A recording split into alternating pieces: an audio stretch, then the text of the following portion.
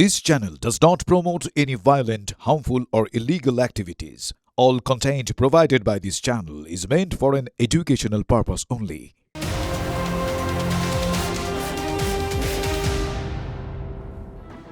নমস্কার, দেখছেন টিভি9 বাংলা। শর্মিষ্ঠার সঙ্গে রয়েছি আমি শুভজিৎ। শর্মিষ্ঠা, ঘড়ির কাঁটা দুটো সম্মানিত ফুল অ্যান্ড ফাইনাল।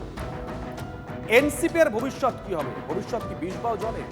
জোড়া ফুলের প্রতীককার এই প্রশ্নের নিষ্পত্তির পরেই সিদ্ধান্ত নেওয়া হবে। সুদীপ বন্দ্যোপাধ্যায়কে জানিয়ে দিয়েছেন ভূপেন্দ্র যাদব। অত্যন্ত বড় খবর, অত্যন্ত সিগনিফিকেন্ট। মমতা নাকি ঋতব্রত, তৃণমূল কার, সিদ্ধান্ত ঝুলে আছে কমিশনে। কমিশনের রায়ের পর লড়াই যেতে পারে সুপ্রিম কোর্টে। ততদিন পর্যন্ত ভাগ্য ঝুলে এনসিপিআই সাংসদদের। প্রদীপ্ত আমাদের সঙ্গে রয়েছেন, আমাদের সহকর্মী। প্রদীপ্ত, এই এনসিপিআর সঙ্গে তৃণমূলের এই প্রতীক লড়াই সম্পর্কটা কোথায়?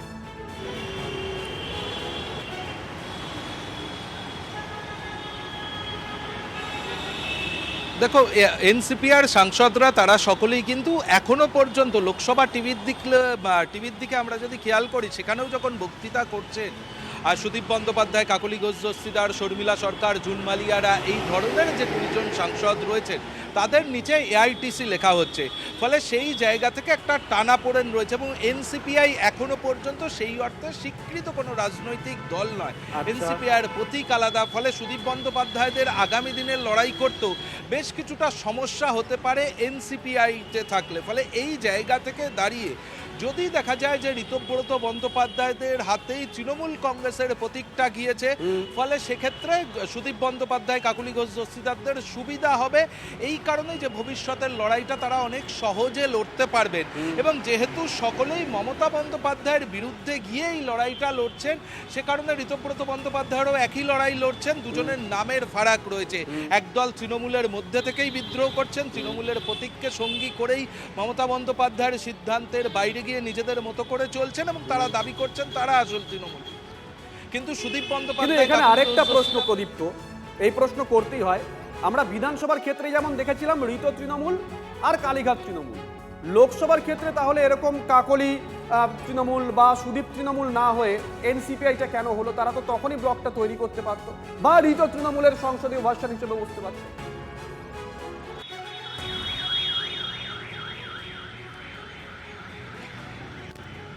দেখো, এক্ষেত্রে দলত্যাগ বিরোধী আইনের কথা তারা মাথায় রেখেছিলেন এবং সে কারণেই তারা এই সিদ্ধান্ত নেননি। নাকি আরও অন্য কোনো টানাপোড়েন তাদের দলের অভ্যন্তরে ছিল কিনা সেটা এখনো পর্যন্ত স্পষ্ট নয়। এবং এক্ষেত্রে যদি দেখা যায় যে শুরুতেই কিন্তু সুদীপ বন্দ্যোপাধ্যায় নিজে কিন্তু সেই অর্থে এই শিবিরে কিন্তু নাম লেখাননি।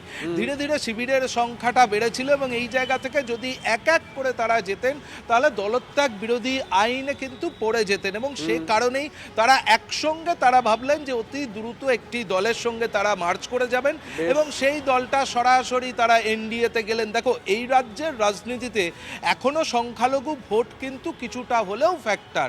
ফলে সেই জায়গা থেকে দাঁড়িয়ে সরাসরি বিজেপিতে না গিয়ে এভাবে এনসিপিআই হয়ে আবার তৃণমূলে ফিরলে হয়তো তাদের রাজনৈতিক ভবিষ্যতে কোথাও লাভ দিতে পারে এবং সে কারণেই এই সিদ্ধান্ত তারা নিয়েছিলেন বলেই মনে করেন রাজনৈতিক বিশ্লেষকরা। সঙ্গে থাকো, সুদীপ বন্দ্যোপাধ্যায় কি বলেছেন একবার শোনাই।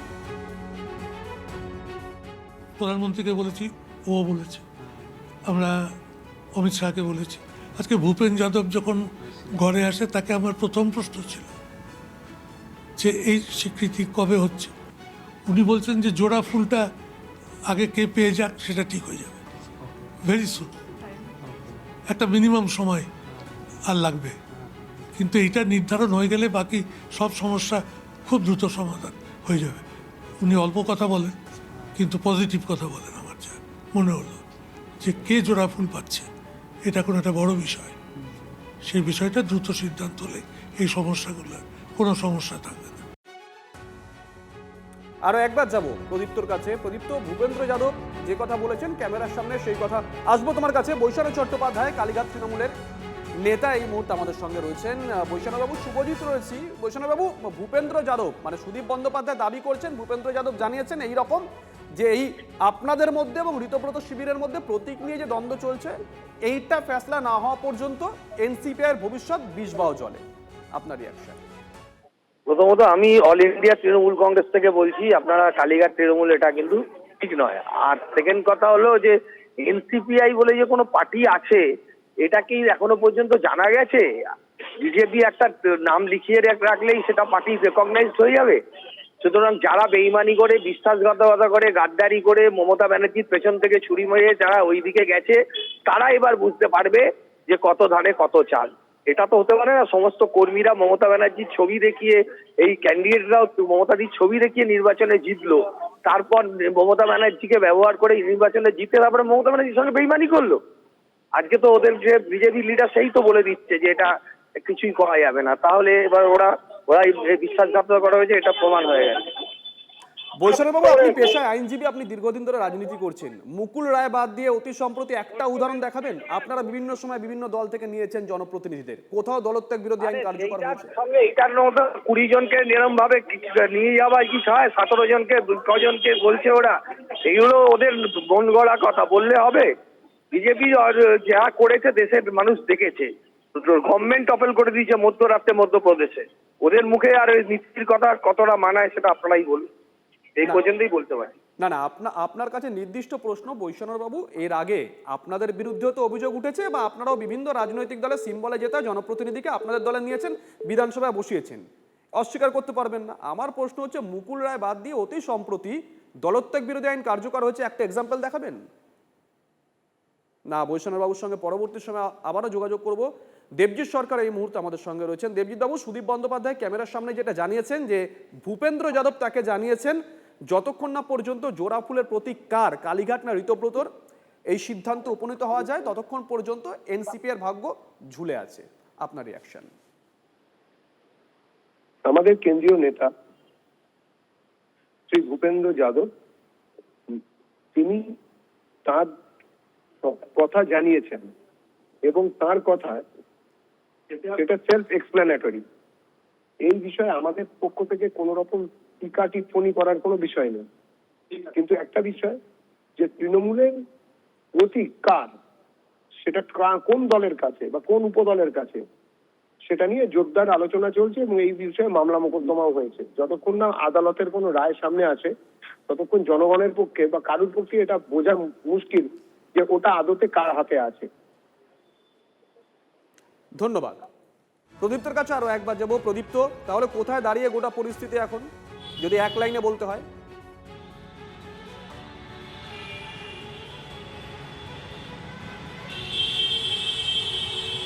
দেখে এই মুহূর্তে পুরোটাই কমিশনের কোর্টে বল রয়েছে এবং যেটা মনে করা হচ্ছে, অন্তত রাজনৈতিক বিশ্লেষকদের আলাপ আলোচনাতেও যেটা উঠে আসছে, তা হলো কমিশন যে সিদ্ধান্তই নিন না কেন সেই সিদ্ধান্তের পর কিন্তু গোটা বিষয়টা দেশের শীর্ষ আদালতে যাবে এবং শীর্ষ আদালতের পর কিন্তু নির্ধারিত হবে আদতে এই জোড়াফুল প্রতীক যা নিয়ে দীর্ঘদিন ধরে মমতা বন্দ্যোপাধ্যায় লড়াই করেছেন, তৃণমূল এ রাজ্যে ক্ষমতায় ছিল, যে সেই প্রতীকটা আদতে কার হাতে যাচ্ছে। সংখ্যাগরিষ্ঠতার নিরিখে দেখলে অবশ্যই এক্ষেত্রে ঋতব্রত বন্দ্যোপাধ্যায়রা এগিয়ে রয়েছেন। এখন দেখার বিষয় যে কমিশন কি সিদ্ধান্ত নেয় এবং সেই সিদ্ধান্তকে মান্যতা দিয়ে, বা যদি কেউ তার সিদ্ধান্তকে মান্যতা না দিয়ে দেন, তাহলে সেক্ষেত্রে তার কিন্তু শীর্ষ আদালতে যাওয়ার সুযোগ আছে এবং সেখান থেকে কি নির্দেশ আসে, কি রায় আসে, তার উপরই কিন্তু নির্ভর করছে তৃণমূল কংগ্রেসের ভবিষ্যৎ কার হাতে থাকবে।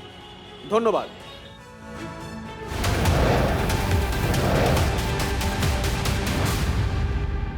এনসিপিআই সাংসদদের ভবিষ্যৎ তো এখন বেশ চলে, কিন্তু এনসিপিআই এর ভিতরে কি অবস্থা? এই মুহূর্তে টিভি9 বাংলা এক্সক্লুসিভ একটা খবর আপনাদেরকে দেবো। আরো ঝলগোলা হচ্ছে এনসিপিআই এর জল। এক বর্ষিয়ান মহিলা সাংসদকে ঘিরে তুমুল অসন্তোষ। ওই মহিলা সাংসদের ব্যবহারে তিতে বিরক্ত বাকিরা। দুর্নীতিতে অভিযুক্ত ওই মহিলা সাংসদের নেতৃত্ব মানতে নারাজ অধিকাংশ সাংসদ।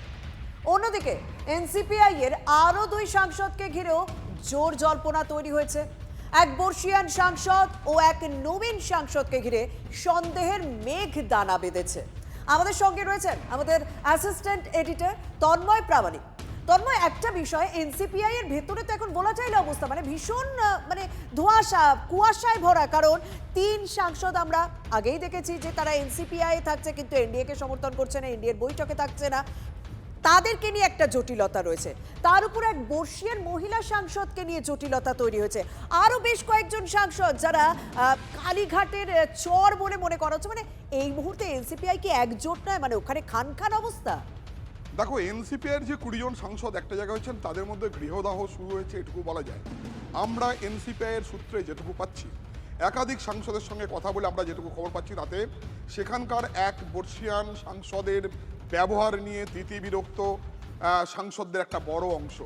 তারা তার ব্যবহারকে মেনে নিতে পারছেন না এবং বলা চলেছে যৌথভাবে যে 20 জন একটা জায়গায় যাচ্ছিলেন, সেই যৌথ সংসারে কোথাও বড় ফাটল, বড় ভাঙন ধরেছে এই বর্ষিয়ান সাংসদের ব্যবহার নিয়ে। এটা একটা দিক। আর একটা দিক হচ্ছে, এই টিমের মধ্যেই এই যে এনসিপির 20 জন একটা জায়গায় জড়ো হয়েছেন, এই টিমের মধ্যেই আরও দুটো অন্য ভাগ হয়েছে।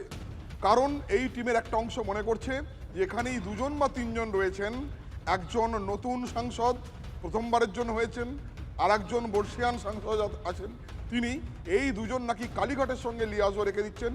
সেখানে যা যা হচ্ছে, এনসিপিআই যা যা সিদ্ধান্ত নিচ্ছে, সেটি কালীঘাটে পৌঁছে যাচ্ছে মমতা ব্যানার্জি, অভিষেক ব্যানার্জি বা বাকিদের কাছে, বা কল্যাণ ব্যানার্জিদের কাছে, ডেরেক ওব্রায়েনদের কাছে। কারণ এই 2 জন নাকি ডাবল এজেন্টের কাজ করছেন। এমন একটা জায়গা তৈরি হচ্ছে। অন্যদিকে আবার আবু তায়েররা তারা পরিষ্কার বলে দিচ্ছেন বিজেপির সঙ্গে নেই, এনডিএর সঙ্গে নেই, তারা সেই মঙ্গল বৈঠক বাতিল করছেন। ফলে 20 জনের যে টিম, এনসিপিআইয়ের প্রতীকের জন্য যারা আবেদন জানিয়ে বসে আছেন, যারা সেটার জন্য অপেক্ষা করছেন, সেই জায়গায় দাঁড়িয়ে তাদের ভিতরে বর্ষিয়ান এক সাংসদের ব্যবহার নিয়ে তিতিবিরক্ত, সেইখানটা একটা ভাগ হয়েছে। আর একটা ভাগ হচ্ছে, কেউ কেউ একাধিক সাংসদ আবু তায়েরদের মতো, তারা মঙ্গল বৈঠক বা এনডিএর সঙ্গে বা বিজেপির সঙ্গে যেতে চাইছেন না। অন্যদিকে আর একটা অংশ, তারা মনে করছেন এখানে 2 জন বা 3 জন বা 4 জন বা 5 জন হতে পারে সংখ্যাটা, তারা ডাবল এজেন্টের কাজ করছেন, তারা কালীঘাটকে খবর দিচ্ছেন। সেদিকেও এক পা বাড়িয়ে আর এক পা এদিকে, 2 নৌকায় পা দিয়ে রয়েছেন। এইরকম একটা টালমাটাল পরিস্থিতি এই সময়ে এনসিপিআইয়ের যে 20 জন মূল তৃণমূল থেকে বেরিয়ে যে সাংসদরা রয়েছেন, তাদের অভ্যন্তরের গৃহদাহের চিত্র। একদম বোঝা যাচ্ছে তন্ময়, মানে এনসিপিআই রাজনীতি না কোনো চলচ্চিত্রের স্ক্রিপ্ট, তা কেউ ধরতে পারবে না। স্বাভাবিকভাবে আমরা সাংসদদের কাছে পৌঁছে গিয়েছিলাম তাদের রিয়াকশন নেওয়ার জন্য। সাংসদ শতাব্দী রায় এবং জগদীশ চন্দ্র বসু নিয়ে তারা কি দাবি করছেন, এনসিপিআইতে কি आदौ কোনো সমস্যা রয়েছে, কি বলছেন তারা, শুনবো। तो अभी फिर तो गया शुभेंदु का मीटिंग में तो गया। ये अभी ये तीनों को लेके पिंग पोंग बॉल हो रहा है, ये नहीं। शोगतदा क्या बोल रहे हैं वो तो बोलेंगे अपने लिए, हम लोग अपने बोलेंगे। सब कुछ ठीक है, बिल्कुल ठीक है, बिल्कुल ठीक। बात है, हम बीजेपी में सरासरी हम नहीं जाएंगे, क्योंकि हमारा संख्यालघु वोटर है, वो बीजेपी के खिलाफ लड़ते हैं, इसलिए हम उसका दिक्कत है। लेकिन एनसीपी से कोई दिक्कत नहीं है। अगर एनसीपी तो पूरा एनसीपी वाला ना बीजेपी से साथ मर्जर हो जाए, उसके लिए दिक्कत है। उसका इलाका का जो प्रॉब्लम है, इसलिए उसको थोड़ा ही कुछ बोलना होगा, नहीं तो इलाका का लोग भड़का जाएगा, क्या होगा। हमारा पास तो जो खबर है, सौगत राय और कीर्ति आजाद, वो भी दोनों आना चाहता है एनसीपी में। तो क्या झूठा है क्या सच है, इसका मालूम क्या है। वो बोलता है, उसका दावा करता है एनसीपी का मेंबर उसका साथ जुड़ा है, हम भी दावा करता है बीजेपी टीएमसी का मेंबर हमारा साथ जुड़ने के लिए चाहता है, यही चल रहा है। আমাদের সঙ্গে রয়েছেন রাজনৈতিক বিশ্লেষক শুভময় মৈত্র। শুভময় বাবু, এনসিপিআই সাংসদের ভবিষ্যৎ এখনো পর্যন্ত ঠিক হয়নি, কিন্তু তার মধ্যে এর নেতৃত্ব পছন্দ না, ওই 2 জন হয়তো কালীঘাটের এজেন্ট, এই 3 জন বলছে না এনসিপিআই সঙ্গে আছে কিন্তু এনডিকে সমর্থন করব না। খান অবস্থা, কার্যত গৃহদাহ অবস্থা। তাহলে এই এনসিপিআই সাংসদদের ভবিষ্যৎ কি নিজেরাই নষ্ট করছেন, কি বলবেন? দেখুন, এনসিপিআই সাংসদদের ভবিষ্যৎ নিয়ে তো দেশবাসী খুব একটা চিন্তিত নয়, কারণ তাদের দিয়ে দেশের খুব উন্নয়ন হবে বা আগামী দিনে আমাদের রাজ্যের খুব উন্নয়ন হবে এমনটা নয়। তাদের নিয়ে যেটা দুশ্চিন্তা, সেটা আমাদের গোটা দেশের গণতন্ত্রের ভবিষ্যৎকে একেবারে গোলমাল করে দিয়েছেন। এমনটা আমরা আগেও জানি, বিজেপি বা কংগ্রেস বা তৃণমূল কংগ্রেস এ দল থেকে ও দলে যাতায়াত এগুলো সবসময়ই আছে। কিন্তু তারা যেটা করলেন সেটা হচ্ছে, প্রথমত বাংলার রাজনীতিটাকে একেবারে খেলো করে দিলেন। আমরা তো জানতামই যে তৃণমূল কংগ্রেস একটা মতাদর্শবিহীন দল, তারা ক্ষমতা থেকে চলে যাওয়ার পর এটাই হবে। তো ঠিক আছে, তারপর তারা গেলেন, এবার গিয়ে তারা একটা আলাদা দল করলেন, করে তারা এনডিএতে ঢুকবেন কি ঢুকবেন না। তাদের মধ্যে এমন এমপি আছেন যিনি আদতে পশ্চিমবঙ্গের লোকই নন, তাকে মমতা ব্যানার্জি নিয়ে এনে এখানে প্রার্থী করেছিলেন। বাকি যারা আছেন তারাও যে দিল্লিতে বসে তাদের এলাকার উন্নয়ন নিয়ে কোনো কথা বলছেন এমনটা নয়। ফলে তাদের যে ভবিষ্যৎ, সেই ভবিষ্যৎটা সাধারণ মানুষের ভালো মন্দ, ভারতের রাজনীতির ভালো মন্দর সঙ্গে সম্পর্কিত নয়। এবার তাদের ভালো মন্দর বিষয়টা তারা ঠিক নিজেরা বুঝে নেবেন, কারণ তারা তো একেবারে ব্যক্তিগত ভালো মন্দের জন্যেই এই মকারি অফ ডেমোক্রেসিটা তৈরি করছেন। ভারতের গণতন্ত্রকে একেবারে নিচে নামিয়ে আনা, 100 কোটির গণতন্ত্র যেটা সারা পৃথিবীর কাছে আমরা গর্ব করি, তাতে যে যে এই ধরনের হাস্যকর ঘটনা ঘটে আমাদের নিচে নামানো হয়, সেই পুরো জিনিসটা এনসিপিআই এর মাধ্যমে হচ্ছে। তারা বিজেপিকে ভোট দেবেন, সংসদে দেবেন, মিটে যেত। কিন্তু গোটা চিত্রনাট্যটা এত খেলো পর্যায়ে চলে গেছে যে এটা ভারতবর্ষ এবং পশ্চিমবঙ্গের রাজনীতির ক্ষেত্রে অসম্ভব নেতিবাচক একটা বিজ্ঞাপন।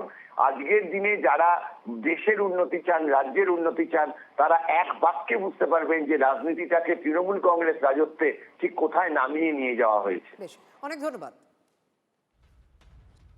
তৃণমূল চোর ছিল, বাটপাট ছিল, জুয়ার চোর ছিল, লুটেরা ছিল, বালি চোর, খাদান চোর, পাথর চোর, গরু চোর, সব হয়ে গেছে। তার জন্য তো বাংলার মানুষ তাদেরকে গার ধাক্কা দিয়ে বার করে দিয়েছে। সেই চোরদেরকে নিয়ে আবার এনসিপিআই পার্টি হয়ে গেল, সেই চোরদেরকে নিয়ে আবার এখানে বিদ্রোহী দল তৈরি হয়ে গেল। মানে বিজেপির সঙ্গ দিলে তাদেরও 7 খুন মাফ হয়ে যায়। তাহলে বাংলা কিন্তু দুর্নীতিগ্রস্তদের হাত থেকে উদ্ধার পেল না, কিন্তু ভোট হয়ে যায়। এক দুর্নীতিগ্রস্তের জায়গায় আরেক দুর্নীতিগ্রস্ত আছে, এক তোলাবাজের জায়গায় আরেক তোলাবাজ আছে। নাম পাল্টায়, কাম পাল্টায় না।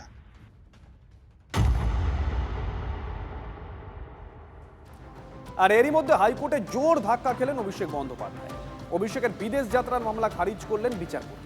দেশে নয়, বিদেশেই চোখের চিকিৎসা করাতো অনড় অভিষেক। আগে এসএসকেএমে চিকিৎসা করান পর্যবেক্ষণ বিচারপতি সৌগত ভট্টাচার্য। শ্রাবন্তী আমাদের সঙ্গে রয়েছেন, আমাদের সহকর্মী। শ্রাবন্তীর কাছে যাব। শ্রাবন্তী, প্রথম প্রশ্ন, আজকে কলকাতা হাইকোর্টের অবজারভেশন কি? 2, অভিষেক বন্দ্যোপাধ্যায় কলকাতা হাইকোর্টে ধাক্কা খেয়েছিলেন, সুপ্রিম কোর্টে গেছিলেন, সেখানে ধাক্কা খেলেন, আবারও ফিরে এলেন কলকাতা হাইকোর্টে, এখানেও ধাক্কা খেলেন। এইবার তার আইনি রাস্তা কি খোলা আছে? দেখো, প্রথমে বলি, আজকের যথেষ্ট কড়া পর্যবেক্ষণ ছিল বিচারপতি সৌগত ভট্টাচার্য। তিনি স্পষ্টভাবে বারবার জানতে চাইছিলেন যে এসএসকেএমে যদি একটা মেডিকেল বোর্ড তৈরি হয় এবং তারা যদি সিদ্ধান্ত নেয়, যেহেতু মেডিকেল এক্সপার্ট নয় আদালত, তাই এই ধরনের একটা সিদ্ধান্ত পরামর্শ তিনি নিতে চাইছেন। আর সেখানে অসুবিধা কোথায় রয়েছে? অভিষেক বন্দ্যোপাধ্যায়ের কি সত্যি প্রয়োজনীয়তা রয়েছে? সারা দেশে এমন কোনো চক্ষু হাসপাতাল কি নেই যেখানে তার ট্রিটমেন্ট বা চিকিৎসা হতে পারে? এই প্রশ্ন ছিল আদালতের। যদিও তার আইনজীবী অনড় ছিলেন, তার বক্তব্য ছিল বিদেশে ট্রিটমেন্ট কন্টিনিউটি যে ব্যাপারটা রয়েছে, ট্রিটমেন্ট কন্টিনিউ সেখানেই করতে চাইছেন অভিষেক বন্দ্যোপাধ্যায়। আর ঠিক সেই কারণের জন্যই তাকে বিদেশ যাত্রার অনুমতি দিতে হবে।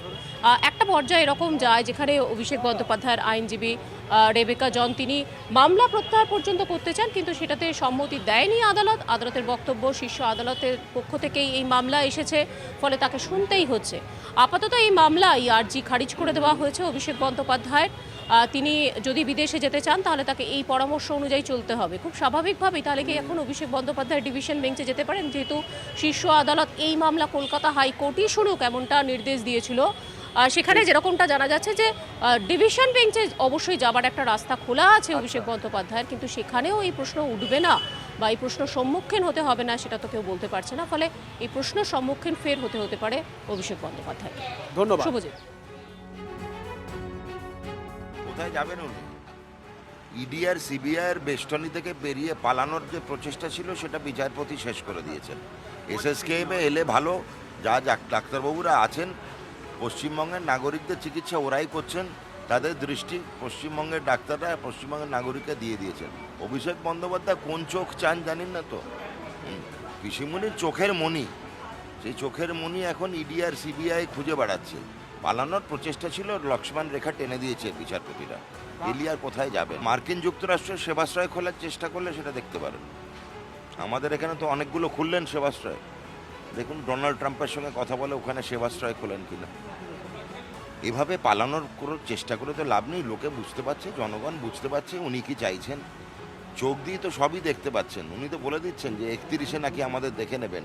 31-এ জুলাই পেরিয়ে গেল, কিছুই করতে পারলেন না। আমার মনে হয় না ওনার কোথায় কোনো বিশ্বাসযোগ্যতা আছে। বিদেশ যাওয়ার অনুমতি পেলে উনি যাবেন। চিকিৎসা যদি এখানে সমস্ত মানুষের হতে পারে, কেন হবে না? এখানে ডাক্তার কম আছে নাকি হসপিটাল খারাপ আছে? প্রাইভেট আছে, সরকারি আছে। অন্য দেশ থেকে লোক ট্রিটমেন্ট করতে আসছে, ট্রিটমেন্ট করা উচিত, বিশ্বাস রাখা উচিত নিজের চিকিৎসকদের উপরে।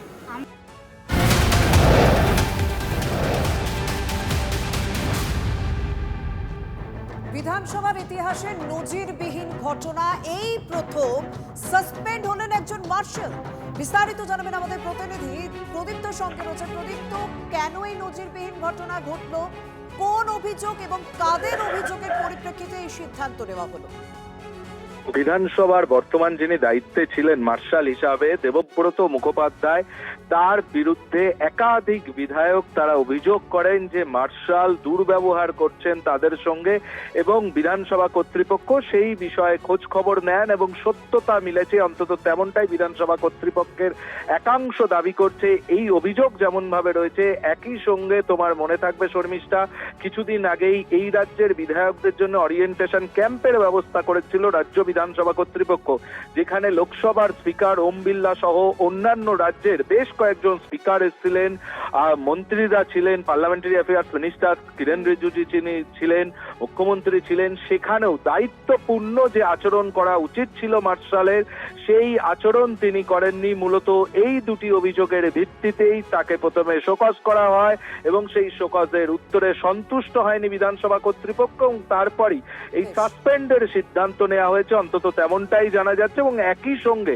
দেবব্রত মুখোপাধ্যায়ের বিরুদ্ধে বিভাগীয় তদন্ত হবে, এটাও বিধানসভা সূত্রে আমরা জানতে পারছি। এখন দেখার বিষয় যে এ নিয়ে আনুষ্ঠানিকভাবে অধ্যক্ষের তরফে বা মার্শালের তরফে কোনো প্রতিক্রিয়া পাওয়া যায় কিনা। এবং বিধানসভার ইতিহাসে এটা একেবারেই নজিরবিহীন যে বিধানসভার প্রধান যিনি নিরাপত্তার দায়িত্বে থাকেন সেই মার্শাল, তিনি সাসপেন্ড হলেন। এটা তার বিরুদ্ধে এই পদক্ষেপ নেওয়া হলো, একটা কড়া পদক্ষেপ নেওয়া হলো, সেই বিষয়টাই ইতিমধ্যে আলোচ্য, এবং দেখবো যে মার্শালের তরফ থেকে কোনো রকম রিয়াকশন আসে কিনা। অনেক ধন্যবাদ প্রদীপ।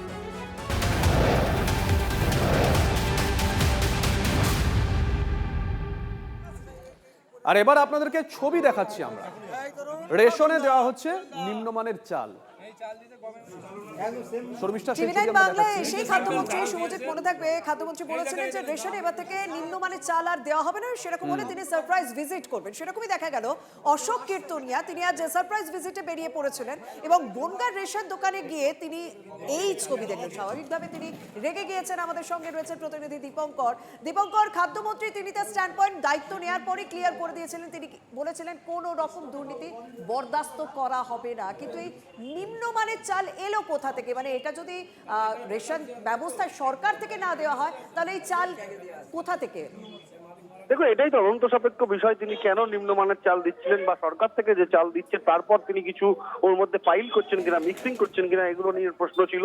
অশোক কীর্তনিয়া বনগাঁর বিধায়ক, তারপর রাজ্যের মন্ত্রী, তিনি যখন তার এলাকা পরিদর্শন করতে গেছিলেন মনিগা মৎস্যজীবী পাড়া, সেই এলাকাতে গিয়ে সাধারণ মানুষের এই রেশন দোকানদারের বিরুদ্ধে তিনি অভিযোগ পান এবং তারপর তিনি গিয়ে সেই দোকানের সামনে বসে থাকেন। নজিরবিহীন ভাবে একটা ঘটনা লক্ষ্য করা যায়। মন্ত্রী রেশন ডিলারের জন্য দীর্ঘক্ষণ অপেক্ষা করছেন, রেশন ডিলার আসছেন না। অনেক পরে কর্মচারী এসছেন, তারা এসে বলছেন তাদেরকে যা কাজ দেওয়া হয়েছে সেটা তারা করছেন। কিন্তু প্রশ্ন হচ্ছে রেশন ডিলার তাহলে কোথায় গেল? রেশন ডিলারের সঙ্গে দেখা না করে যাবেন না, এমন বার্তা মন্ত্রী দেন, এবং পরবর্তীতে যেটা দেখা যায় রেশন ডিলার যে অ্যাক্টিভিটিস বা যে জিনিসপত্র, যে সামগ্রী দেওয়ার কথা সাধারণ মানুষকে, সেটা দীর্ঘদিন ধরে দেন না, এবং যে মেটেরিয়াল পান তার সঙ্গে অন্য কিছু মিক্সিং করে দিয়ে এমন ভাবে দেওয়া হয় যাতে সাধারণ মানুষের ক্ষোভ ছিল। আর সেই ক্ষোভই অশোক কীর্তনিয়ার কাছে যখন যায়, তার পরিপ্রেক্ষিতেই অশোক কীর্তনিয়া বা রাজ্যের খাদ্যমন্ত্রী তিনি দীর্ঘক্ষণ ধরে অপেক্ষা করতে থাকেন এবং দীর্ঘক্ষণ অপেক্ষা করলেন, কিন্তু রেশন ডিলারের দেখা পেলেন না, কারণ রেশন ডিলার আসেনি ঘটনাস্থলে। ধন্যবাদ দীপঙ্কর। এদিকে পঞ্চায়েতের আয় বৃদ্ধির নির্দেশ দিলেন পঞ্চায়েত মন্ত্রী দিলীপ ঘোষ। রাজস্ব আদায়ের মাধ্যমে পঞ্চায়েতের আয় বৃদ্ধির নির্দেশ দিয়েছে। তৃণমূল জমানায় যেভাবে পঞ্চায়েত চলেছে আজ সেভাবে চলবে না। পঞ্চায়েতের জায়গা অবিলম্বে দখলমুক্ত করতে হবে, সাধারণ মানুষের কাছে কেন্দ্র ও রাজ্যের প্রকল্প পৌঁছে দিতে হবে। দক্ষিণ 24 পরগনার পঞ্চায়েতের পর্যালোচনা বৈঠকে নির্দেশ দিলীপ ঘোষের।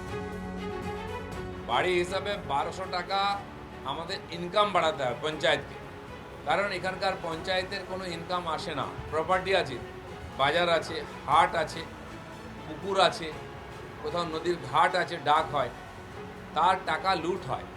বহু নেতা বা কোনো মানুষ নেতাকে ধরে সেই ঘাট 10 বছর ধরে রেখেছে, তার লক্ষ লক্ষ টাকা ট্যাক্স কোথাও আসে না। পুকুর আছে, বিরাট বড় ঝিল আছে, কেউ লুটে খাচ্ছে, তার টাকা পায় না। আমি ভার্চুয়াল মিটিং করে প্রধানদেরকেও পর্যন্ত বলেছি, বিধায়কদের, জেলা পরিষদ সমিতি, সব জায়গায় যেখানে যত প্রপার্টি আছে আগে রিকভারি করুন, কে কোথায় কবজা করে রেখেছে। বাজার আছে, ভাড়া দিলে লক্ষ টাকা পাওয়া যাবে, পায় না। হাট বসে, তার ট্যাক্স পঞ্চায়েত পায় না।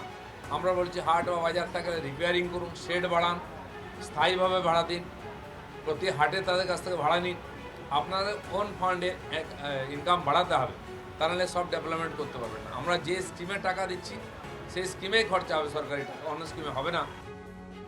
নদিয়া জেলা পরিষদের অফিসে তুলকালাম অবস্থা। সভাধিপতি নির্বাচনে জেলা পরিষদে ঢুকতে গিয়ে ডিম হামলার শিকার হলেন সহসভাধিপতি সজল বিশ্বাস।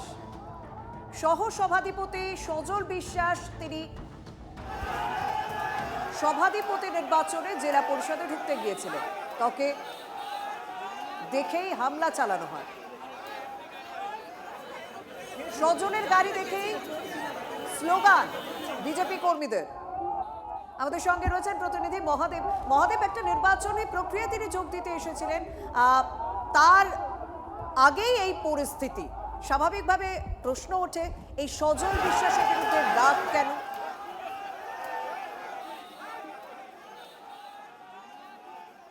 মহাদেব, একদমই প্রশ্নটা পেলাম না আমি। এই সজল বিশ্বাসের উপর এতটা রাগ কেন? দেখো, রাগ বলতে আজকে যে বোর্ড গঠন প্রক্রিয়া ছিল, সেই বোর্ড গঠন প্রক্রিয়ায় যখন তৃণমূল যারা পঞ্চায়েত যারা সমিতিতে জিতেছিলেন, সেই সকল সদস্য যারা ছিলেন জেলা পরিষদের সদস্য, তারাই যখন যাচ্ছিলেন তখনই তাদের কিন্তু আটকে দেওয়া হচ্ছিল, এমনটা কিন্তু বলা হচ্ছিল। কিন্তু সেক্ষেত্রে দেখা যায় যে বিজেপির যে সদস্য ছিলেন 6 জন সদস্য এবং তৃণমূলের বেশ কয়েকজন সদস্য তারা উপস্থিত হয়েছিলেন। তার মধ্যে সভাধিপতি তিনি যাচ্ছিলেন, তখনই তাকে লক্ষ্য করে ডিম ছোড়া হয় এবং এই ডিম ছোড়ার কারণে কিন্তু অনেকেই অনুপস্থিত ছিলেন, অন্যান্য যারা সদস্য ছিলেন তারা। ফলে বোর্ড গঠন প্রক্রিয়া কিন্তু সম্পন্ন হয় এবং বোর্ড গঠন প্রক্রিয়া যে সম্পন্ন হয় সেটি কিন্তু বিনা প্রতিদ্বন্দ্বিতাতেই বোর্ড গঠন প্রক্রিয়া সম্পন্ন হয়েছে, এমনটা কিন্তু এখনো পর্যন্ত জানা গেছে এবং এই প্রক্রিয়ায় বিজেপির সভাধিপতি নির্বাচিত হয়েছে। ধন্যবাদ। বইয়ের রয়্যালটি নিয়েও মমতা বন্দ্যোপাধ্যায়ের এবার এপাং ওপাং ছপাং। রয়্যালটি না পাওয়ার অভিযোগে বিজেপির দিকে তীর তৃণমূল নেত্রীর। তার দাবি কোনোদিন তিনি 1 পয়সাও মাইনে নেননি, পেনশনও নেননি। বইয়ের রয়্যালটির টাকায় তার চলে, কিন্তু এবছর এখনো পর্যন্ত সেই রয়্যালটির টাকাও তিনি পাননি। কাল কি বলেছিলেন মমতা বন্দ্যোপাধ্যায়, শুনুন। আমি কোনোদিন 1 পয়সা মাইনে পর্যন্ত নিইনি, আমি আজ পর্যন্ত পেনশন পর্যন্ত 1 পয়সা নিইনি। আমার বইয়ের রয়্যালটি দিয়ে আমার চলে, কিন্তু সেই রয়্যালটিটাও এবছর আমি পাইনি। নিশ্চয়ই বিজেপির ভয়ে তারা মুখ বন্ধ করে বসে আছে। মানুষ বই কিনেছে বই মেলায়, সে টাকা আমাদের লোকেরাও জাগো বাংলার স্টল থেকে দিয়েছে, কিন্তু আজ পর্যন্ত আমি পাইনি। কারণ নিশ্চয়ই এতে কোনো খেলা আছে। আমাদের তো ব্যাংক অ্যাকাউন্ট থেকে শুরু করে সব ফ্রিজ করে দিয়েছে। তৃণমূল নেত্রী মমতা বন্দ্যোপাধ্যায়ের এই অভিযোগ, তারপর আমরা পাবলিশার্সদের কাছে পৌঁছে গিয়েছিলাম, যাদের বিরুদ্ধে তিনি অভিযোগ করে বলেন যে বিজেপির ভয় হয়তো তারা চুপ করে আছে। কিন্তু সেই পাবলিশার্সরা কি বলছেন, আমাদের সঙ্গে রয়েছেন আমাদের প্রতিনিধি সৌরভ গুহ। সৌরভ, তুমি গিয়েছিলে, 2 প্রকাশনী সংস্থার সঙ্গেও কথা হয়েছে, তারা কি বলছেন এই রয়্যালটি প্রসঙ্গে?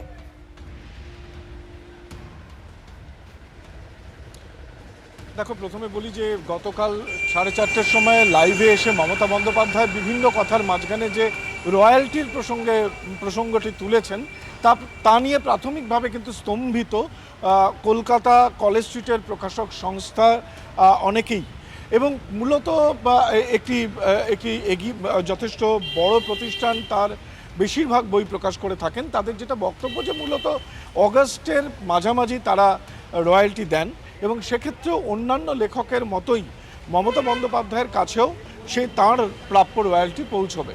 অন্যদিকে আরেকটি ইংরেজি প্রকাশনা সংস্থা তিনি একটা গুরুত্বপূর্ণ বিষয় জানিয়েছেন।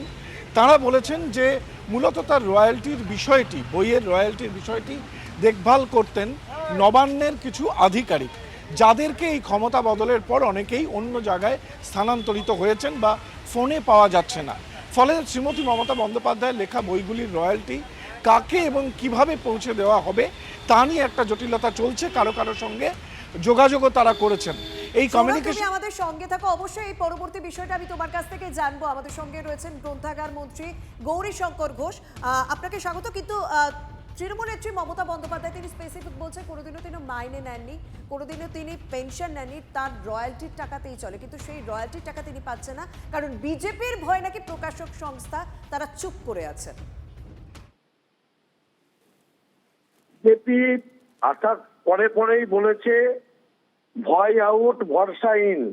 তাই বিজেপির সরকারে কেউ ভয় পাচ্ছে না, সবাই স্বাধীনভাবে চলাফেরা করছে, স্বাধীনভাবে কথা বলতে পারছে। বিজেপির শাসনকালে নৈরাজ্য নেই, একনায়কতন্ত্র নেই।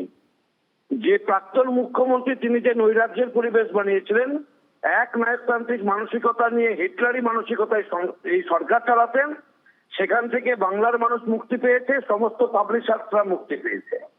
প্রত্যেক পাবলিশার আসছে, দেখা করছে, কথা বলছে, তাদের সঙ্গে সৌজন্য বিনিময় হচ্ছে, কেউ ভয় পাচ্ছে না। ভয় বলে কিছু নেই। এখানে গণতন্ত্র প্রতিষ্ঠিত হয়েছে মাননীয় মুখ্যমন্ত্রী শুভেন্দু অধিকারীর নেতৃত্বে। বাংলায় গণতন্ত্র প্রতিষ্ঠিত হয়েছে, প্রত্যেকের বাক স্বাধীনতা মানুষ ফিরে পেয়েছে। আজকে বিরোধী দলের মেম্বাররা, বিরোধী দলের প্রধান, বিরোধী দলের পঞ্চায়েত সমিতির মেম্বার, বিধায়ক, এমপি, তারা প্রশাসনিক বৈঠকে বসে মুখ্যমন্ত্রীর সঙ্গে কথা বলতে পারছেন। কোথায় ভয়? তিনি যখন মুখ্যমন্ত্রী ছিলেন, আমরা বিধায়ক ছিলাম, আমাদেরকে কোনো প্রশাসনিক বৈঠকে ডাকা হয়নি। সুতরাং আজকে ভয়ের কথা বলছেন মমতা ব্যানার্জি। তিনি নিজের 15 বছরটা একবার ভালো করে দেখুন। ভয় তারা দেখিয়েছিলেন, আমরা নয়। বেশ, অনেক ধন্যবাদ। আমাদের সঙ্গে রয়েছে প্রতিনিধি সৌরভ। সৌরভ, তুমি বলছিলে যে জুন জুলাই মাসের হিসাবটা করে দেওয়া হয়েছে, নিয়ে অগস্টে তারা পাঠাবেন, কিন্তু কাদের সঙ্গে যোগাযোগ করতে হবে সেই তথ্যটা তাদের কাছে নেই। কিন্তু সত্যিই তো সমাজ মাধ্যমে যখন প্রাক্তন মুখ্যমন্ত্রী তৃণমূল নেত্রী মমতা বন্দ্যোপাধ্যায় এই অভিযোগ করেন, সেই প্রকাশক সংস্থার ভূমিকা নিয়েও প্রশ্ন ওঠে। সেক্ষেত্রে কি তারা কোনো পরবর্তী পদক্ষেপ ঠিক করেছেন? রয়্যালটি কিভাবে তৃণমূল নেত্রীর হাতে পৌঁছে দেবেন? কারণ এটা মারাত্মক অভিযোগ।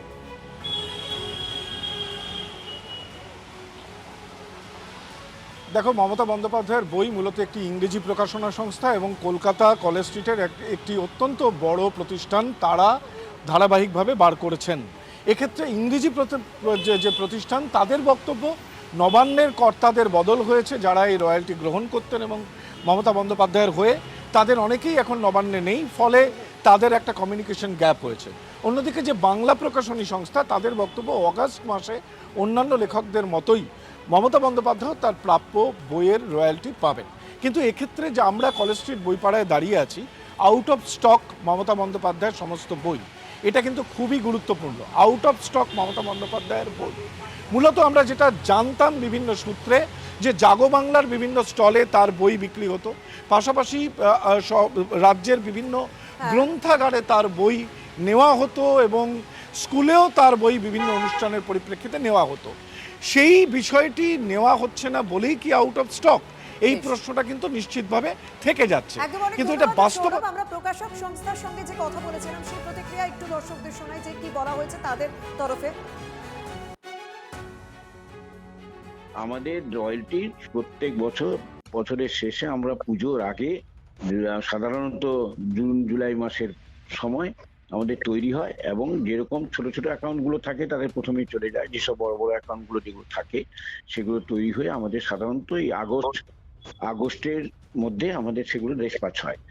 এবছরও ঠিক নির্দিষ্ট সময়ের মধ্যে যার যেখানে আছে সেগুলো তারা ঠিকই পেয়ে যান এবং আমাদের সমস্ত লেখকরাই সেই মতনই পান এবং ঠিক সময়ে ঠিক জায়গায় ঠিক সময়ে চলে যায়। আমাদের কাছে খুব কম সংখ্যক বই ওনার আছে টাইটেল হিসেবে, কিন্তু তাও এটা বলা প্রয়োজন যে আমি গত কয়েকদিন ধরে, মানে গত 2-3 সপ্তাহ ধরে চেষ্টা করছি যে যারা আগে ওনার রয়্যালটি হ্যান্ডেল করতেন তাদের সঙ্গে যোগাযোগ করার।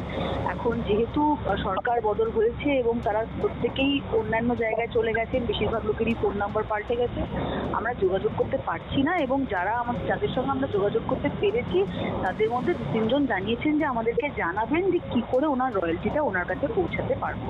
এটা ওনার স্টেটমেন্ট দেওয়ার অনেক আগে থেকেই আমরা চেষ্টাটা শুরু করেছি কারণ আমরা জুলাই মাসের শেষেই ওনার রয়্যালটিটা পেয়ে যাবো। খাওয়া দাওয়া করেন না দেখে মনে হচ্ছে শরীর খারাপ হয়ে গেছে। খাওয়া দাওয়া করুন, সরকার টাকা দেবে। দিদি যখন তৃণমূল জমানা ছিল তখন নিশ্চয় রয়্যালটি পেয়েছে, তখন সেগুলো থেকে পড়ানো হতো।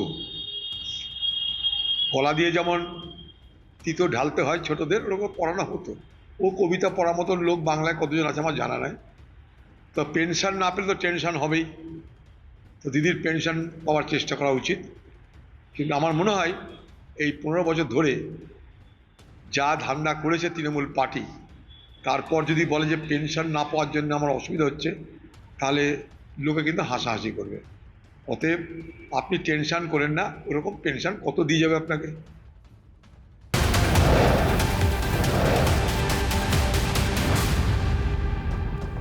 প্রাক্তন মুখ্যমন্ত্রী মমতা বন্দ্যোপাধ্যায় তিনি আরো একটা অভিযোগ করেছেন, তার বাড়ি থেকে ঝাড়ুও নিয়ে গেছে কলকাতা পুরসভা।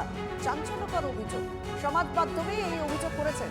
ক্ষমতায় এসে অসম্মান করছে বিজেপি, অভিযোগ তৃণমূল নেত্রী মমতা বন্দ্যোপাধ্যায়। শোনাবো।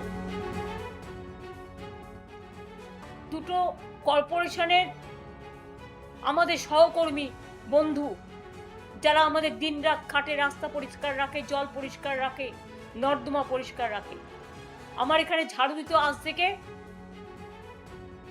প্রায় 30 বছর, তাদের ঝাড়ুটা পর্যন্ত কেড়ে নিয়ে যাওয়া হয়েছে। অনেক অসম্মানিত করেছেন। আমি আপনাদের ঝাড়ু, ওটা আপনাদেরই যোগ্য, আপনাদের কাছে ফিরে গেছে। আমি আপনাদের ঝাড়ু নিয়ে পরিষ্কার দরকার হলে আমি নিজে পরিষ্কার করব। আমি বাগান পরিষ্কার করতে ভালোবাসি, আমি ঘরের কাজ করতে ভালোবাসি, কিন্তু মানুষের জানা দরকার কোন লেভেলে এরা গেছে।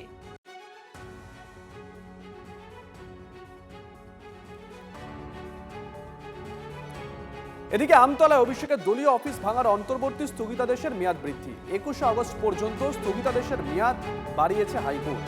পরবর্তী শুনানি 18ই আগস্ট। আমতলায় অভিষেকের দলীয় অফিস ভাঙার অন্তর্বর্তী স্থগিতাদেশের মেয়াদ বৃদ্ধি করা হয়েছে। 21শে আগস্ট পর্যন্ত স্থগিতাদেশের মেয়াদ বাড়িয়েছে হাইকোর্ট। পরবর্তী শুনানি 18ই আগস্ট। ডিটেল নেব শ্রাবন্তীর কাছ থেকে। শ্রাবন্তী, যেরকম ভাবে এই মামলা এসেছে যে আমতলার দলীয় অফিস যেটা ভাঙা নিয়ে ইতিমধ্যে প্রশ্ন উঠেছে, এবং সেখানে অভিষেক বন্দ্যোপাধ্যায় আইনজীবীর আগের দিনই জানিয়েছিলেন যে বেআইনি ভাবে কোনো নোটিশ ছাড়াই তাদের অংশ ভাঙা হয়েছে। যদিও সরকারি আইনজীবীর বক্তব্য ছিল যে দাগ নম্বর অভিষেক বন্দ্যোপাধ্যায় দিচ্ছেন সেই দাগ নম্বরের কোনো অংশই ভাঙা হয়নি, অন্য দুটি যে দাগ নম্বর দেওয়া হয়েছে তার সঙ্গে মামলাকারীর কোনো সম্পর্ক নেই। এই অবস্থাতেই আপাতত স্থগিতাদেশ দেওয়া হয়েছিল, সেই স্থগিতাদেশের মেয়াদি বৃদ্ধি করা হলো। আগামী 18ই আগস্ট পর্যন্ত এই মেয়াদ বৃদ্ধি হলো, অর্থাৎ সেই অংশের কিছুই ভাঙা যাবে না। আগের যে অবস্থা ছিল সেখানকারই স্ট্যাটাস কো বজায় থাকছে। একই সঙ্গে 18ই আগস্ট এই মামলার শুনবেন বিচারপতি। শুভজিৎ, সঙ্গে থাকো, আমরা সেই মুহূর্তের ছবি আপনাদেরকে দেখাচ্ছি। সেদিনকে লাইভ দেখিয়েছিলাম আমরা। 18/7/2026 অভিষেক বন্দ্যোপাধ্যায়ের যে আমতলার পার্টি অফিস, সেই পার্টি অফিসে বুলডোজার চলে। তিনটে বুলডোজার নিয়ে যাওয়া হয়েছিল। প্রথমে আশেপাশের এলাকা খালি করে দেওয়া হয়, রাস্তা দুভাগে ভাগ করে দেওয়া হয়। অভিষেক বন্দ্যোপাধ্যায়ের পার্টি অফিসের দিকের রাস্তায় যান চলাচল নিয়ন্ত্রণ করা হয়, অন্য রাস্তা অবশ্য চালু ছিল। প্রথম দিন আমরা দেখলাম, এবং তারপরের দিন, দ্বিতীয় দিন, দুদিন ধরে ভাঙা হয়। অভিষেক বন্দ্যোপাধ্যায় তাৎক্ষণিক রিয়াকশন দিয়েছিলেন। পরবর্তী সময় আমরা দেখলাম যে তার তরফ থেকে আদালতে মুভ করা হয়, এবং সেখানে আদালত থেকে অন্তর্বর্তী একটা নির্দেশ আসে। আর যে খবর পাচ্ছি আমরা, এই অন্তর্বর্তী স্থগিতাদেশের মেয়াদ এবার বাড়ানো হয়েছে। 21শে আগস্ট পর্যন্ত স্থগিতাদেশের মেয়াদ বাড়িয়েছে হাইকোর্ট। পরবর্তী শুনানি 18ই আগস্ট। অভিযোগ উঠেছিল, বিজেপির তরফ থেকে অভিযোগ করা হয়েছিল, এমনকি একজন বিধায়ক সেখানে পৌঁছে গেছিলেন। তিনি অভিযোগ করেছিলেন যে অভিষেক বন্দ্যোপাধ্যায়ের এই পার্টি অফিসটি সেটি সম্পূর্ণ বেআইনি, এর কোনো অনুমোদিত প্ল্যান ছিল না। অনুমোদিত প্ল্যানের বাইরে গিয়ে অভিষেক বন্দ্যোপাধ্যায় এই পার্টি অফিসটা তৈরি করেছিলেন। আর তারপরেই অভিযোগ জমা পড়ে, এবং তারপরেই ভাঙা হয় তার পার্টি অফিসটা, এমনটাই দাবি করা হয়েছিল বিজেপির তরফ থেকে সেদিনকে। পরপর দুদিন চলার পর অভিষেক বন্দ্যোপাধ্যায়ের তরফ থেকে আদালতে মুভ করা হয়, এবং তখনই একটা স্থগিতাদেশ পেয়েছিলেন অভিষেক বন্দ্যোপাধ্যায়। তারই মেয়াদ বৃদ্ধি হলো। 21শে আগস্ট পর্যন্ত মেয়াদ বৃদ্ধি করা হয়েছে।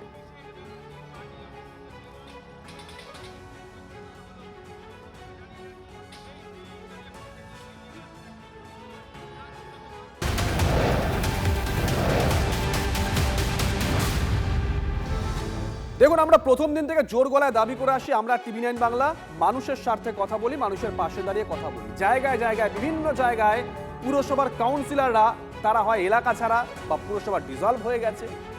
আমজনতা কোথায় কি সমস্যা ফেস করছেন আমরা সিরিজ আকারে তুলে ধরছি। রাজ্যে পালা বদলের পর একে একে কাউন্সিলরদের পদত্যাগ এবং ডেপুটি মেয়র সহ একাধিক জনপ্রতিনিধির গ্রেপ্তারের পর প্রশাসকের হাতে চলছে এখন চন্দননগর পুর নিগম। কিন্তু প্রশাসনিক এই ব্যবস্থায় নাগরিক পরিষেবা নিয়ে উঠছে একাধিক প্রশ্ন। রাস্তার বেহাল দশা থেকে জন্ম মৃত্যু শংসাপত্র, একাধিক পরিষেবা ঘিরে ক্ষোভে ফুঁসছেন বাসিন্দারা। আজকে আমরা চন্দননগর পুরসভার দিকে নজর রাখছি, ঠিক কি অবস্থা সেখানে। প্রত্যেক দিন মানুষকে কি সমস্যার মুখোমুখি হতে হচ্ছে, প্রশাসক তারাই বা কিভাবে কাজ করছে, আশিকের কাছ থেকে জানবো। আশিক, দেখো, তোমাকে জানাবো যে প্রত্যেক দিন কিন্তু এই যে চন্দননগর পুর নিগম, সেখানে মানুষজন আসছেন, তারা ফিরে যাচ্ছেন। অর্থাৎ আমি সকালবেলা আজকে যখন এই চন্দননগর পুর নিগমে এসেছিলাম, একজন সাধারণ মানুষ তিনি ডেথ সার্টিফিকেট নিতে এসেছিলেন, কিন্তু দেখা যাচ্ছে যে তিনি সেই ডেথ সার্টিফিকেট কিন্তু এখান থেকে পেলেন না, এবং তাকে বলা হয়েছে যে এখন অনির্দিষ্টকালের জন্য বন্ধ রয়েছে, কবে আবার সেই যে পোর্টাল সেটা খুলবে তার কোনো ঠিক নেই। ফলে রাজ্যে যখন পালাবদল হয়, এই চন্দননগর পুর নিগমেও কিন্তু একে একে সব কাউন্সিলর তারা পদত্যাগ করেন, এবং তারপরেই কিন্তু দেখা যাচ্ছে যে এই যে পরিষেবা, বিভিন্ন পরিষেবা পেতে কিন্তু মানুষকে এখন হন্য হয়ে ঘুরতে হচ্ছে।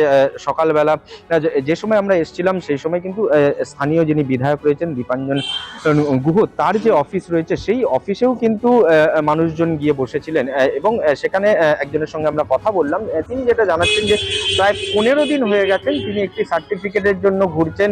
আগে যে সার্টিফিকেট তিনি 2-3 দিনে পেয়ে গিয়েছিলেন, সেই সার্টিফিকেট পেতেও কিন্তু তাকে প্রায় 15 দিন বিভিন্ন লোকের কাছে যেতে হচ্ছে, বিভিন্ন আধার কার্ড বা বিভিন্ন ডকুমেন্টস দিয়ে তাদেরকে অপেক্ষা করতে বলা হচ্ছে। সেই জায়গায় দাঁড়িয়ে কিন্তু দেখা যাচ্ছে যে এই যে শুধু চন্দননগর পুর নিগম নয়, হুগলির বিভিন্ন যেসব পুরসভা রয়েছে সেখানেও একই অবস্থা। পাশাপাশি চন্দননগর পুর নিগমে গুরুত্বপূর্ণ যে রাস্তা রয়েছে, সেই রাস্তাগুলোরই কিন্তু বেহাল অবস্থা হয়ে রয়েছে। জিটি রোড থেকে গড়ের, আশিক তুমি যে কথা বলছিলে, আমরা সেই ছবিগুলো দেখাচ্ছি। রাস্তার অবস্থাটা দেখুন, বৃষ্টি হচ্ছে, জল জমছে, কোথাও নর্দমা ঠিকঠাক পরিষ্কার করা হচ্ছে না, এই হচ্ছে ছবি। টোটাল সব যে মানে বার্থ সার্টিফিকেট, ডেথ সার্টিফিকেট, ভিটার দিয়ে সব টোটাল সব বন্ধ আছে। সমস্যায় এতে আমরা তো সমস্যায় পড়েছি। এখানে যা পরিস্থিতি দেখছি, মানে এক একটা সার্টিফিকেট পেতে বা এই করতে অনেক দিন আর কি ঘুরতে হচ্ছে, এবং অনেক ফর্মালিটিস মেনটেন করে আসতে হচ্ছে। পরিষেবার একটু ডিস্টার্ব হচ্ছে, হঠাৎ করে ডাকলে সবাইকে পাওয়া যায় না, তো এই হচ্ছে ব্যাপার। রাস্তা এখন সব রাস্তাই খারাপ, কি প্রতিটা রাস্তাই খারাপ। এই রাস্তাটা যাওয়ার উপায় নেই, গাড়ি নিয়ে যাওয়া একদম দুষ্কর, লোক হেঁটে যেতে ভালো করে না। হ্যাঁ, সমস্যা থাকে। আজ থেকে প্রায় 6-8 মাস আগে থেকেই রাস্তাটা খারাপ হয়ে আছে, এবং এই সময়কালের মধ্যে দেখছেন যে রাস্তাটা অত্যন্ত গুরুত্বপূর্ণ। আমরা এই রাস্তাই ব্যবহার করি, একেবারে গড়ের ধার থেকে জিটি রোড, প্রায় দীর্ঘ 2 কিলোমিটার রাস্তা অত্যন্ত খারাপ। বললাম যে 6 মাস ধরে, 6 থেকে 8 মাস ধরে রাস্তাটা খারাপ হয়ে পড়ে আছে, পাথর উঠে আছে, অনেক মানুষের দুর্ঘটনা ঘটেছে।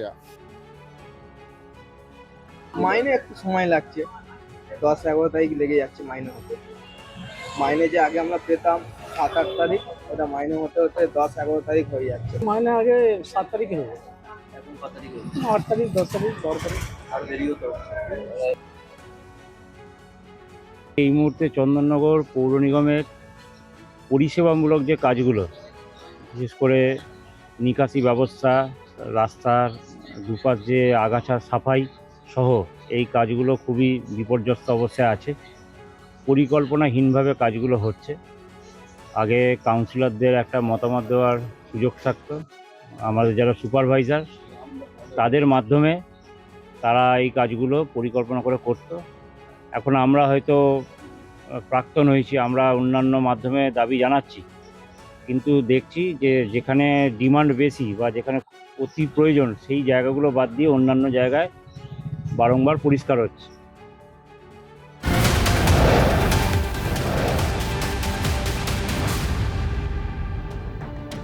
এদিকে শিলিগুড়ি শহরেরও একই ছবি, একাধিক এলাকায় এখনো নিত্যসঙ্গী আবর্জনা স্তূপ। মাতৃসদন হাসপাতালের পিছন থেকে শুরু করে ঝংকার, সর্বোচ্চ একই ছবি। আমাদের সঙ্গে রয়েছেন প্রতিনিধি প্রসেনজিৎ। প্রসেনজিৎ, সেক্ষেত্রে শিলিগুড়িতে এই ছবি আগেও দেখা যেত, এখনো দেখা যাচ্ছে। মানুষের তো একটা আশা ছিল যে সবকিছুর যখন বদল হয়েছে তারা পুরো পরিষেবাটা অন্তত ঠিকঠাক করে পাবেন, সেখানে এই অবস্থা কেন?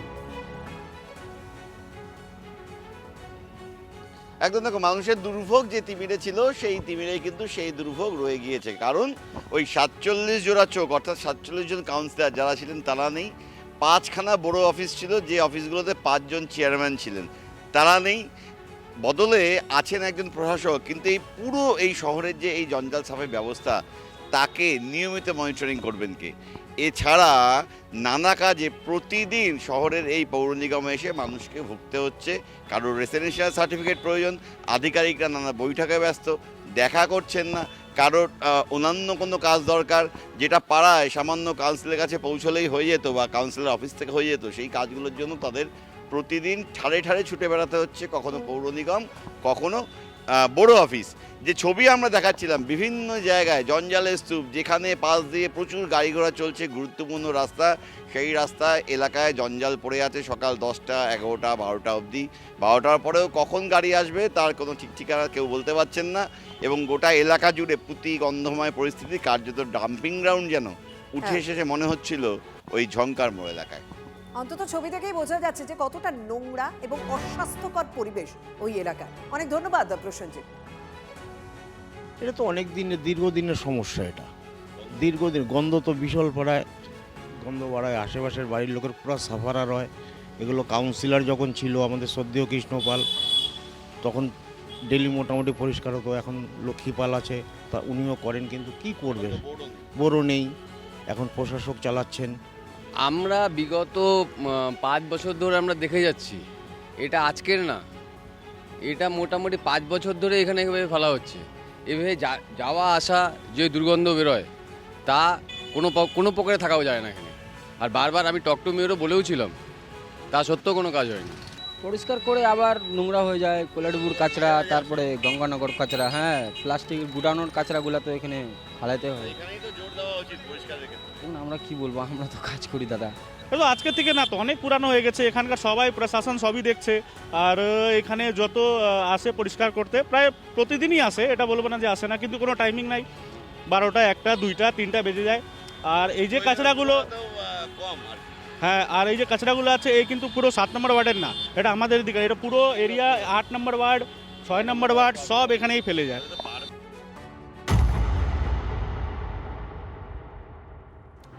সিনেমার বজরঙ্গি ভাইজানের গল্পকেও যেন হার মানালেন অসমের এক মাঝি। দিখো নদীর দুকুল ছাপিয়ে ভয়াবহ বন্যা, নিজের জীবনের ঝুঁকি নিয়ে একের পর এক মানুষকে উদ্ধার করেন বজরঙ্গি রাজভার। গ্রামবাসীদের বুক ফাটা আর্তনাদ শুনে স্থির থাকতে পারেননি বজরঙ্গি। প্রথমে একাই প্রায় 400 জনকে মৃত্যুর মুখ থেকে ফিরিয়ে আনেন তিনি। পরে আরও কয়েকজন স্থানীয় মাঝিকে সঙ্গে নিয়ে 6টি নৌকায় চালান রুদ্ধশ্বাস উদ্ধার অভিযান। সব মিলিয়ে প্রায় 2000 মানুষকে নিরাপদ জায়গায় সরিয়ে দিয়ে মানবতার এক অনন্য নজির গড়েছেন বজরঙ্গি ও তার সহযোদ্ধারা।